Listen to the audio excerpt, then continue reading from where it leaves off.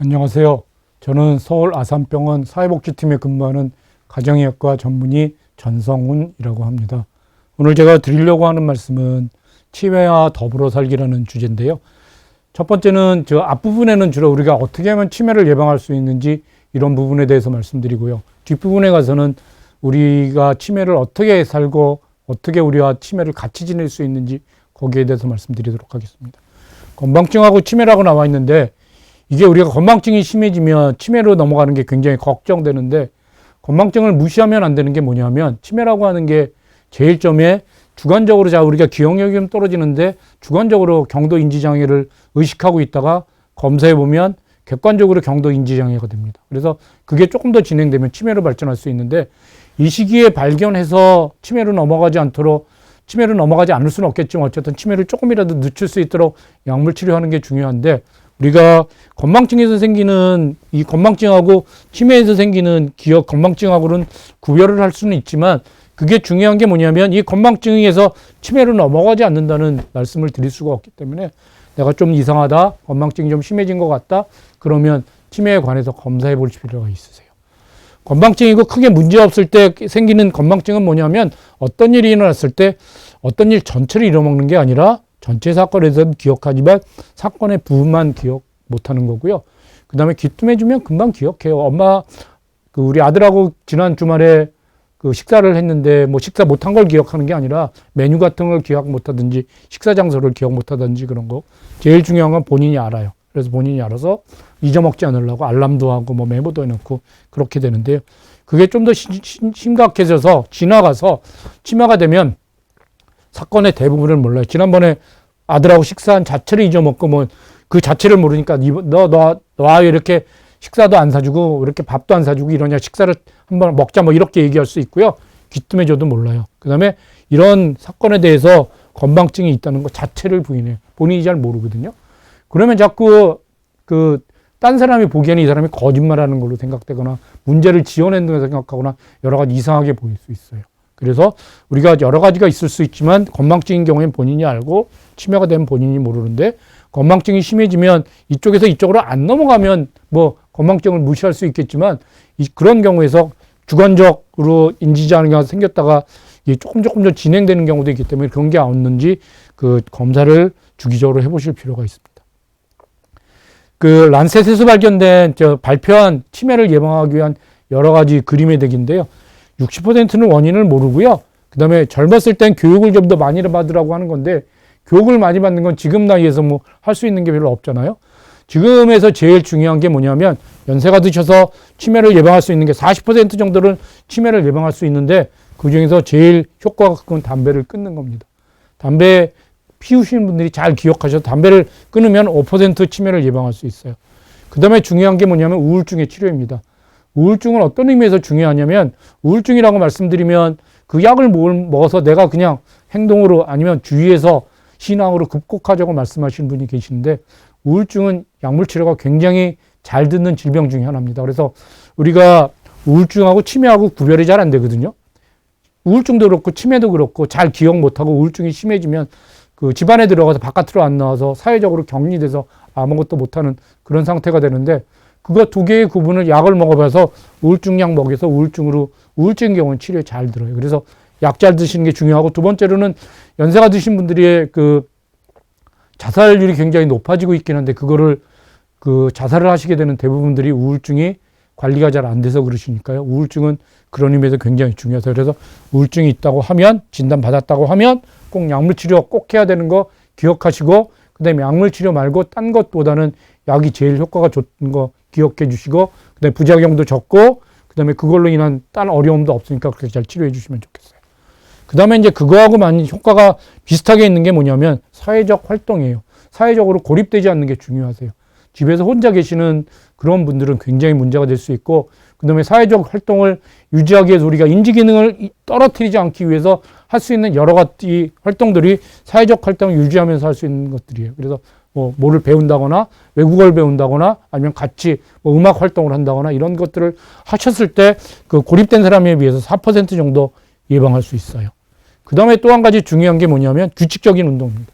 운동을 열심히 우리 그 치매에 관한 금원 중에서 심장에 좋은 게 치매에도 머리에도 좋다고 알려져 있기 때문에 우리가 혈관을 튼튼하게 하는 그런 것들이 우리 몸속에 좋은데 그중에 대표적인 게 열심히 운동을 한다면 치매를 2% 정도 줄일 수 있습니다. 당뇨 관리 또한 중요합니다. 그래서 당뇨를 철저하게 관리하는 게 중요하고요. 그 다음에 여기 보이는 중년에서는 뭐가 중요하냐면 난총 치료가 굉장히 중요해요. 난총을 그냥 놔뒀을 때 왜 치매로 진행되기 쉽냐면 소통이 잘 안 되잖아요. 다른 사람 말을 못 알아들으니까 소통이 잘 안 되는데 이거는 이 나이에서도 8%인데 나이가 들면 더 하세요. 그래서 여러분들 그 난청이 되면 치료 방법이 없어요. 사실 보청기 빼놓고 우리 시력졌을 때 안경 끼는 것처럼 우리가 청력이 떨어졌을 때 어떻게 해서 약을 먹어서 청력을 회복할 수 있다거나 이런 게 없기 때문에 이 안경 끼는 거하고 똑같이 자연스럽게 보청기 하시는 거 그렇게 받아들여 주시면 좋겠고요. 그래서 보청기를 해설해도 소통이 잘 되도록 하는 게 연세 드셔도 마찬가지입니다. 그 다음에 이때부터 고혈압 관리하는 거 굉장히 중요하고 금주 관리, 술 안 먹는 거, 그 다음에 젊어서부터는 비만하신 분들이 훨씬 그 치매에 많이 걸리시니까요. 그걸 조심하시도록 그렇게 노력해 주시면 좋겠어요. 그래서 결론적으로 말씀드리면 우리가 60% 이상 모르는 게 굉장히 그게 조금 문제가 되는 거고 가슴 아픈 일이에요. 그렇고 그 다음에 금연하는 거, 우울증 치료, 그 다음에 사회적 활동, 규칙적 운동하는 거 중요하다고 다시 한번 말씀드립니다. 그 다음에 이제 제가 구글이나 이런 데가 이렇게 어떻게 하면 그 치매를 피할 수 있는지 질문을 쳐보면 1번이 균형적이고 그다음에 규칙적인 식사를 하는 게예요. 이게 영양 부족을 가장 피해야 되는데요. 영양 부족은 왜 어르신들이 식사를 잘 못하시고 영양 부족이 되냐면 식욕 저하고 소화 능력이 소화가 잘 안 되니까 밥맛이 없고 하니까 식사를 잘 안 하시게 되고요. 그 다음에 질병으로 해서 식사를 못하게 되시는 경우도 많이 있고요. 그 다음에 안타깝지만 밥 먹을 돈이 없는 분들도 많이 계시더라고요. 그래서 이래서 식사를 못 하시게 되고, 그 다음에 이렇게 해서 식사를 못 하시면 타슘하고 칼슘이 부족하는 게 제일 흔합니다. 그 다음에 가슴 아프게도 이렇게 돼서 체중이 떨어지면 근육 감소로 이루어지는데, 근육 감소가 되면 우리가 나타나는 증상이 뭐냐면 노쇠라고 그래서 잘 움직이지 못하고 잘 넘어지세요. 그래서 넘어져서 낙상하게 되면 치매보다 더 나쁜 일이 생길 수 있기 때문에 우리가 영양 부족이 가장 피했으면 하는, 어르신들한테 가장 피했으면 하는 거라 식사 잘 하시면 좋겠고, 그 다음에 제일 영양 부족이 우리가 제일 먼저 알아차릴 수 있는 게 뭐냐면 체중이 감소되면 안 되죠. 체중이 떨어지지만 않는다면, 체중이 변화하지만 않는다면 어느 정도 영양이 부족하지는 않은 상태인데 체중이 줄지 않도록 그렇게 노력해 주시면 좋겠어요. 운동의 원칙은 굉장히 열심히 운동하시는 게 좋으세요. 빨리 걷고 그 다음에 자전거 타고 땀이 날도록 운동하셔야지 그냥 터벅터벅 걷느니 산책은 조금 부족하세요. 하실 수 있으면 좀 더 세게 운동하셔도 좋고요. 그 다음에 치매가 진행되면 이런 게 잘 안 되실 수도 있으세요. 이건 지금 건강하신 분들한테 해당되는 얘기지만 우리가 이런 게 잘 안 되면 걷기, 움직이기 이런 걸 터벅터벅 산책이라도 열심히 하셔서 한 번 할 때 10분 정도는 그래도 운동이 될 수 있도록 해주시면 좋겠고요. 이것도 잘 안 된다면 그 다음에 집안일, 그 다음에 이런 데서 내가 움직이고 걸레질하고 빨래하고 뭐 음식 만들고 이런 것도 그 운동에 효과가 있으니까요. 잘 하시도록 그렇게 하시면 좋겠어요. 치매와 더불어 살기라는 걸 제가 제목으로 넣었는데 이건 왜 그러냐면 우리가 지금 치매에 걸렸다 그러면 치매에 걸렸다는 얘기도 잘 못하도록 돼 있고, 그 다음에 치매를 걸리면 무조건 요양원, 요양병원 가서 거기서 살다가 돌아가시는 걸로 그렇게 생각하고 있는데, 요양병원이나 요양원이나 요양병원을 마냥 세울 수도 없고요. 그 다음에 치매는 아까 60%에서 원인을 모르기 때문에 여러 가지 문제가 있을 수 있어요. 첫 번이 뭐냐면 치매는 나는 안 걸린다고 생각하실 수 없는 정도로 치매 환자가 많아지고, 그 다음에 우리가 평균 연령이 늘어나면서 연령이 점점 올라가면서 치매가 생길 수 있어요. 누구나 걸릴 수 있는 게 있고요. 그 다음에 치매에 대한 인식을 바꿔야 되는 게 뭐냐면 치매 환자는 마음 편하다라든지 치매 환자가 가장 스트레스 받고 있는 그런 것들을 치매 환자들이 겪고 있는데 그렇게 그 치매 환자는 마음이 편하다 뭐 이렇게 그렇게 무시하는 거 이런 것들을 아시면 좋겠고요. 그 다음에 치매가 지금 거의 다 진단되고 조금 심해지면 시설에 가서 하는 거거든요. 그래서 요양병원, 요양원에 가는데 이제는 시설을 늘리는 게 한계가 있습니다. 특히 지금 우리가 그 베이비 부모 세대가 그 치매에 많이 걸리는 그런 65세, 70세 이상 노인이 층에 되면서 이제 시설을 늘리는 게 한계가 있으니까 가능하면 시설이 아닌 가정에서 주로 치료했으면 좋겠어요.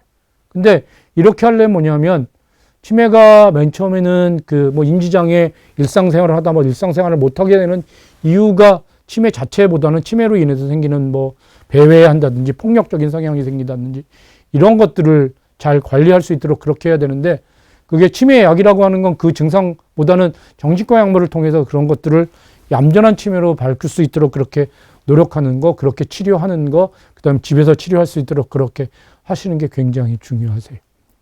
몇 가지 사례를 보면서 우리가 어떻게 치매를 관리할 수 있을지 한번 말씀을 나눠봤으면 좋겠습니다. 83세 남성이세요. 이분은 과거에 중견회사를 경영했고 아내와 둘이 생활하고 있고 굉장히 고집스럽고 그다음에 본인이 큰 회사를 경영했던 분이니까 본인이 굉장히 자신감이 넘치는 분이셨어요. 병력을 보면 70세에 뇌졸중이 잠깐 왔다 갔는데 거의 부작용이 없이 후유증 없이 날 수 있었어요. 그다음에 전립선 비대증이 심해서 크게 문제가 없을 것 같지만 어쨌든 소변 보는 것에 대해서 굉장히 광박관념을 갖고 있고요. 일상생활이 굉장히 어려움을 겪고 계세요. 난청이 있고. 그다음에 이분이 일상생활에 어려움을 겪고 있는 게 뭐냐면 아내에 굉장히 의존적이세요. 아내가 없으면 아무것도 못하고 아내가 주위 떠나냐면 어린아이 불안장애 있는 것처럼 여러 가지 문제로 생길 수 있고요. 그다음에 난청이 있는데 그게 난청이 그 보청기를 잘 사용하지 못하시더라고요. 불편하다 어렵다 이래야 하면서. 그래서 증상이 뭐냐면 강박적 배뇨인데 강박적 배뇨가 어느 정도냐면 강박되면 일주일 1시간에 서너 번 그 소변 화장실에 가야 되고 그다음에 아내가 없으면 아무것도 못 해요. 그래서 아내가 꼭 있어요. 옆에 있어야만 뭐를 할 수 있고 없으면 계속 찾고 그다음에 날짜가 진압력이 떨어져서 몇 월 며칠인지 여기가 어딘지 잘 모르세요. 사람은 잘 알아볼 수 있고요. 그래서 혈관성 치매를 진단받았어요. 그다음에 아내도 지금 80세 하나인데 내가 이제 와서 80세가 됐는데 83세 남성을 지금까지 남편을 수발을 또 들어야 되느냐. 거기에 대해서 한심해서 본인이 참 나도 힘들고 나도 무릎이 아프고 나도 여러 가지로 힘든데 남편이 꼭 애처럼 떨어질 때마다 찾고 뭐 해달라고 하고 하는 것 때문에 굉장히 남편에 대해서 화가 나 있는 그런 상태예요. 치매를 인정하면 괜찮은데 80세 하나는 남편이 치매가 아니고 본인이 필요할 때만 치매 환자처럼 논다 이렇게 되고 있는 거고요. 그 다음에 가족들은 지금 자식들이 아들과 딸이 있는데 가족들은 뭐냐면 아내하고 같이 만나니까 할머니하고 할아버지하고 같이 이렇게 만나게 되니까 그렇게 되면 아무 문제 없으세요. 소변 자주 보는 것 빼놓고는 아무 문제 없어 보이니까 환자가 치매인 거를 인정을 안 하는 거예요. 그래서 우리 아버지가 무슨 치매냐 그렇게 건강했고 그다음에 그렇게 똑똑했고 큰 회사를 경영했던 경영자인데 그 다음에 뭐 기억력에도 장애가 없고 우리도 잘 알아보고 이러시는데 무슨 혈관성 치매로 진단을 받았단 말이냐 이렇게 나오시는 거예요. 그래서 지금 환자는 치매인데 아내하고 가족이 치매가 아니라고 하니까 본인들만 어려운 거예요. 환자가 치매 진단을 받아서 장기 요양에서 뭐 여러 가지 도움을 받을 수 있는 그런 것도 있는데 그런 것들을 하지 않게 되니까요. 그래서 우리나 환자나 아니면 우리 가족들이 맨 처음에 치매라고 얘기하면 부정하는 게 먼저 생기는 건데 치매는 기억력 장애뿐만 아니라 여러 가지 진압력 장애 여러 가지 문제가 생겨서 일상생활에 어려움이 생기고 일상생활에 장애가 생기는 게 치매라는 거 조금 알아주시면 좋겠고요. 그다음에 그런 게 생기면 진단되면 그 같이 인정하시고 그다음에 여러 가지 도움을 받을 수 있도록 그렇게 진행해 주시면 좋겠어요. 지금 83세 남성이 과거에 중견회사를 경영하고 아주 복잡한 일을 했지만 그런 것이 생길 수 있고 그다음에 70세 뇌졸중이 없었지만 혈관성 치매 진단받았고 그다음에 계속 관리하고 있다는 것 그렇게 알아주시면 좋겠어서 누구나 그 치매에 걸릴 수 있다는 거 아시면 좋겠어요. 그다음에 다음 케이스 한번 보겠습니다. 새로운 환경에 적응이라고 했는데 이번엔 75세 남자고요. 과거 대기업에서 생산직 기술자로 근무했어요. 생산직 기술자로 근무했기 때문에 굉장히 꼼꼼하게 일을 하셔야 되더라고요. 그래서 성격이 굉장히 꼼꼼한 편이고 그 다음에 기술자이기 때문에 본인 일만 잘하기 때문에 사회성이 좀 떨어지실 것 같아요. 그 다음에 지금 현재 진단받은 건 알츠하이머 치매로 진단받고 치매약하고 정신과 약물을 지금 보고하고 계세요. 치매는 지금 퇴직한 후에부터 서서히 진행되고 있어서 본인들은 잘 모르세요. 지금 현재 상태는 의사소통에 어려움이 있고 진압력 장애가 있고 망상이 있어서 정신과 약물을 복용하고 있어요. 근데 이게 문제는 뭐냐면 지금 이분들은 3년 전까지는 시골에서 사셨어요. 부부 두 분이. 그 다음에 여기 딸 2명이 있는데 딸 2명은 아버지하고 어머니를 그렇게 아주 끔찍하게 생각하는 거라 지방에서 노부부 2명이 생활하는 거에 대해서 굉장히 마음 아파하셨어요. 그래서 지방에 살지 마시고 서울에 오셔서 같이 살았으면 좋겠습니다 하고 말씀하셔서 서울로 오게 됐거든요. 이게 치매 증상을 악화시키는 요인이 된 거예요. 그러면서 집에 잘 안 들어오고 잊어먹고 배회하는 증상이 생겼어요. 지금 여기서 보면 의사소통의 어려움, 진압력 장애는 이게 치매 때문에 생기는 증상이지만 이 망상이라고 하는 거는 치매 다음에 여러 가지 그 문제 때문에 생기는 거고 이 망상을 치료하기 위해서 정신과 약물을 복용해서 어느 정도 잘 조절이 됐어요. 시골에서. 그다음에 서울에 와서는 지금 이것들이 조절이 잘 안 되니까 그게 그 치료를 해야 됐었고 그다음에 위축 추정 장치나 지역 싸움에 도움이 필요했었어요. 여기서 말씀드리고 싶은 건 뭐냐면 새로운 환경의 시골에서 서울로 이사하는 게 치매 환자한테는 굉장히 어려움이 될 수도 있고 치료에 문제가 될 수도 있다는 걸 알아주셨으면 하는 게 제가 드리고 싶은 말씀이고 그 다음에 할 수 있으면 그 환경을 바꾸지 않도록 하시는 게 치매에는 더 도움이 될 수 있습니다.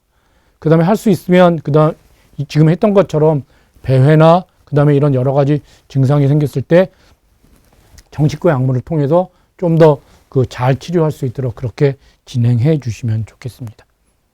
그 다음에 마지막으로 다음 케이스 한번 보겠습니다.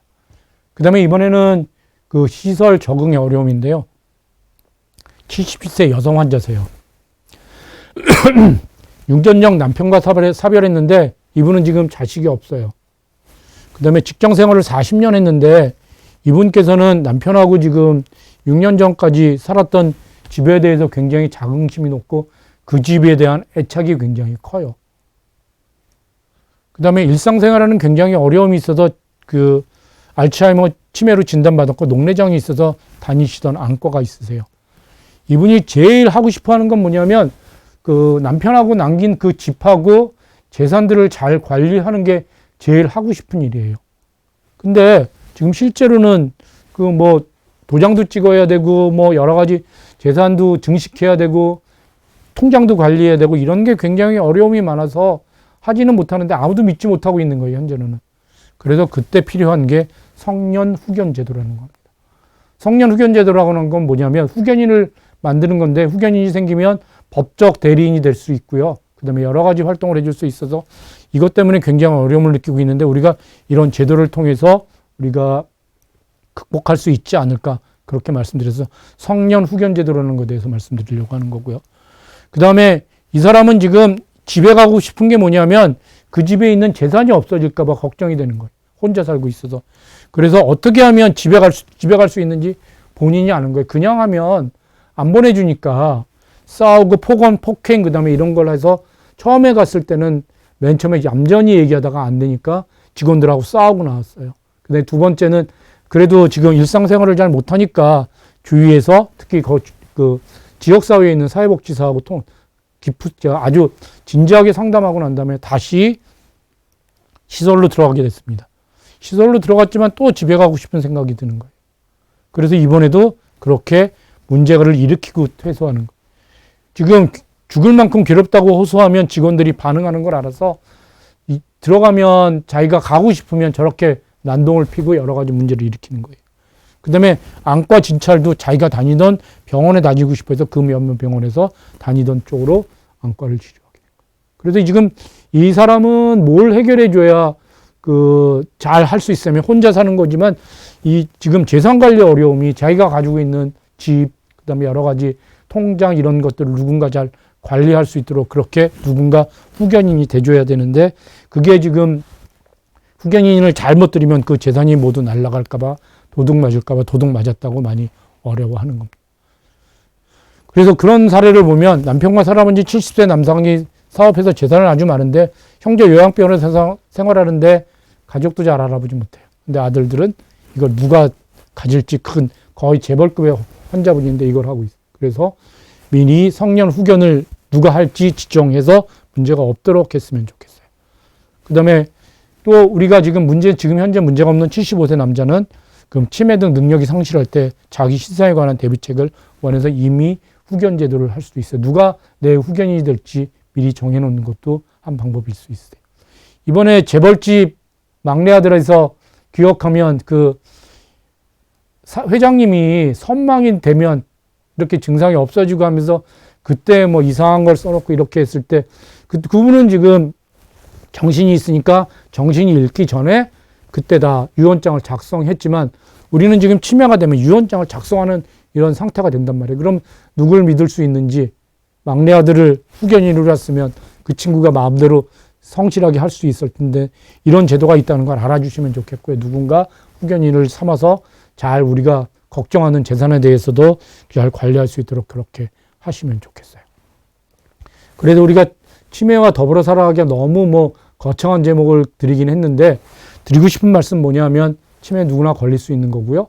그 다음에 치매를 예방하기 위해서는 우리가 어떻게 하든지 그 이웃과의 소통을 끊으면 안 되는 게 중요하다는 말씀 드리고 싶으면 좋겠고요. 그래서 드리고 싶은 말씀 뭐냐면 우리가 할 수 있을 때 운동 열심히 하고 그 다음에 많이 배우고 많이 소통하고 사람 많이 만나고 그 다음에 영양실조에 걸리지 않도록 식사 잘 하도록 노력해서 우리가 잘 관리할 수 있도록 그렇게 했으면 좋겠고요. 그 다음에 치매 원인에 대해서 안타깝게도 60% 이상 잘 모르잖아요. 60% 뭐 이상 모르기 때문에 누구나 걸릴 수 있고 그 다음에 걸렸을 때 가능하면 우리가 못 보듬어서 가족 안에서 생활할 수 있도록 그렇게 치매에 대해서 좀 더 긍정적인 생각을 갖췄으면 좋겠고 우리가 치매를 좀 얌전한 치매로 만들 수 있도록 약물 치료를 잘 하면 지금 그런 치매로 그렇게 관리할 수 있다는 거 알아주시면 좋겠어요. 그래서 우리가 치매를 가정 안에서 관리할 수 있는 그런 시대가 됐으면 좋겠습니다. 이걸로 마치겠습니다. 감사합니다.